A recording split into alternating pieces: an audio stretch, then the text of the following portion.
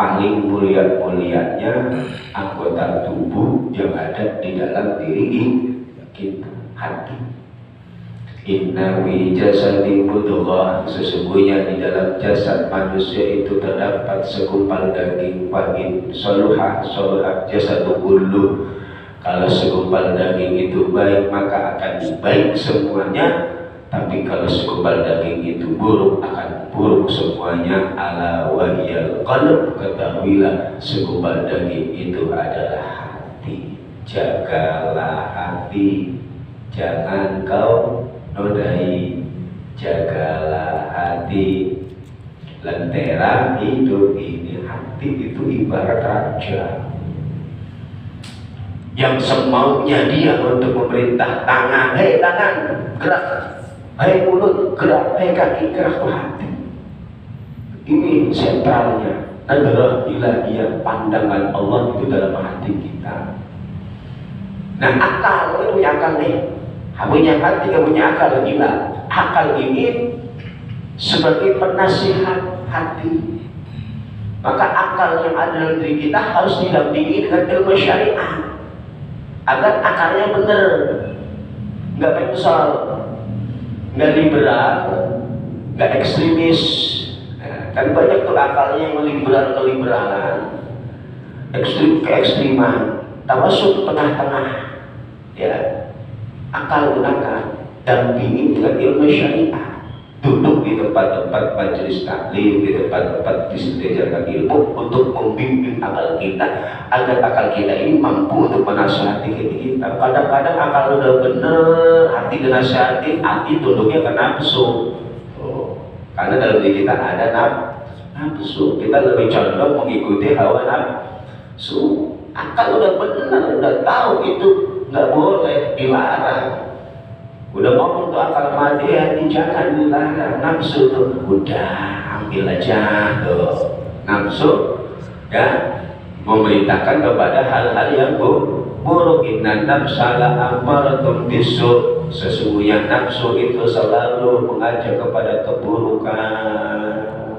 Akal udah bener, udah dididik, udah disekolahin, tetap aja kagak bener. Hatinya lebih condong kepada nafsunya, hatinya lebih patuh kepada nafsunya, hatinya gak mau dinasehati dengan akal sehatnya. Maka bagaimana cara mengobati hati? Di antaranya ada 5. Kan ada itu lagunya, baca Quran, renungi maknanya, duduk dengan para ulama, ngaji, zikir yang banyak untuk membersihkan qalb, hati, sholat malam bangun tuh. Jadi gak gampang ngobatin hati.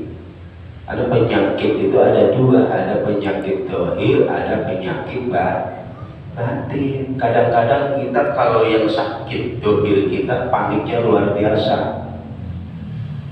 Kalau yang sakit fisik kita paniknya luar biasa, buru-buru dan berobat takut mati, buru-buru ke rumah sakit takut mati. Tapi kalau yang sakit batin kita, hati kita, anteng aja. Malah kadang-kadang kita banyak yang tidak tahu kita lagi sakit hatinya, banyak yang nggak tahu hatinya lagi sakit, hasud mulu, itu penyakit hati. Iri mulu, dengki mulu, sombong, su'ah, riya, ujub, takabur, itu penyakit hati. Kagak sadar itu kita bahwa hati kita itu sudah kotor, sudah banyak penyakitnya. Ya, karena hati itu kan pernah saya sampaikan kayak seperti gelas kosong. Ini gelas kosong diisi air putih, udah air putih, gak bisa diisi teh. Kalau dia diisi air teh, dia jadi teh. Gak bisa dalam satu wadah 2 hal menjadi satu, kebaikan dan keburukan. Ketika hati Anda baik, maka keburukan bergeser. Ketika hati Anda buruk, kebaikan bergeser. Jaga makanya hati, lentera hidup kita. Bagaimana caranya? Mulai Mulazamatul Quran, banyak-banyak baca Al-Quran, renungi mengimankannya. Duduk dengan orang soleh, ngapain? Bukan duduk ngopi bareng, bukan duduk nemenin orang soleh ngopi bareng, bukan duduk ngaji, belajar sama orang soleh, minta nasihat, zikir, banyakin zikir. Ala bi dzikrillahi tatma'innul qulub. Ketahuilah dengan berzikir kepada Allah bisa menjadikan hati kita menjadi tenang. Kan kita kadang hidup gelisah, gelisah, ini salah, itu salah. Hidup seperti bagaimana ya? Hidup gak tenang gitu. Kurang zikir, kurang banyak-banyak berzikir, kurang banyak-banyak baca Al-Quran.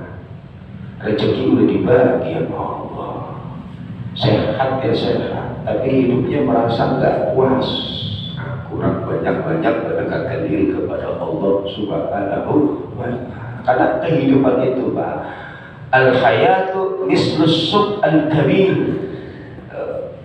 Kehidupan ini semisal hanya atau sama seperti halnya pasar yang luas, Tanah Abang atau Tanah Abang. Kalau kita masuk Tanah Abang, mampir Pak, banyak orang nawarin ke kita. Jadi kehidupan ini seperti halnya kita sedang berada di pasar yang begitu luas, banyak orang yang menawari pilihan kepada kita. Itulah kehidupan. Banyak tawaran datang kepada kita, kebaikan, keburukan.